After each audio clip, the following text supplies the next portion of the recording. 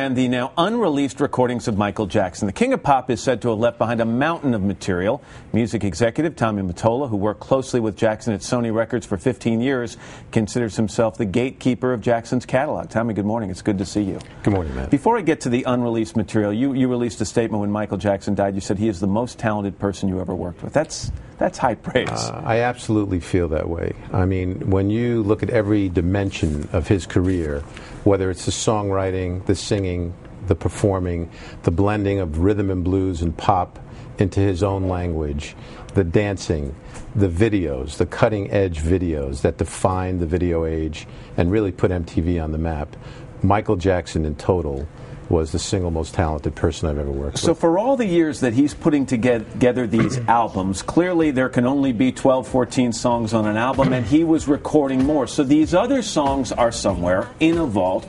Can you characterize that material for me? Is it great material, or did it not make the cut for a reason? Well, for the 4 albums that I was around for with Michael, there was always over-recording. 12 to 14 songs would end up on the album, just as you said. There would probably be anywhere from 25 to 30 songs recorded. Those songs are still in the can, unreleased. You've heard these songs? I've heard a lot of them. I've heard many of them. And yes. so what are we going to learn about Michael? What kind of music are we going to hear for the first time when these come out? There are hidden gems. There are hidden gems in these songs. At the end of the day, the decision was Michael's, what to put on the album and what not.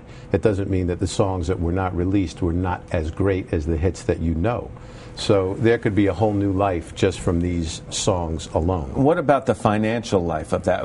Is this the property of Sony? Is this the property of whatever record company he was working with at the time? Is this the property of the Jackson Family Trust? At the moment, it's still the property of Sony, to my belief. And so financially, does Sony reap the rewards of that, or does the Jackson Family Trust? Ultimately, Sony and the Jackson family, because the Jackson family will receive royalty income from the sale of those recordings. Again, as a music executive, what was it about Michael Jackson that allowed so many of his staunch fans to ignore the other headlines in his life, the controversy in his life, and continue supporting him, it seems, unconditionally? His greatness, his uniqueness. It doesn't matter what genre of music, artist, or fan, whatever they liked, they always looked up to Michael Jackson.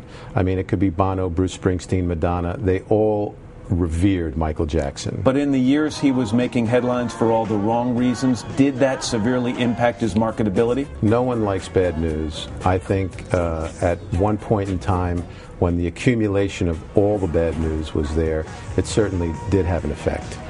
Tommy Mottola, obviously someone who worked with Michael a long time, 15 years, while at Sony. It's good to see you. Thank you. Good morning.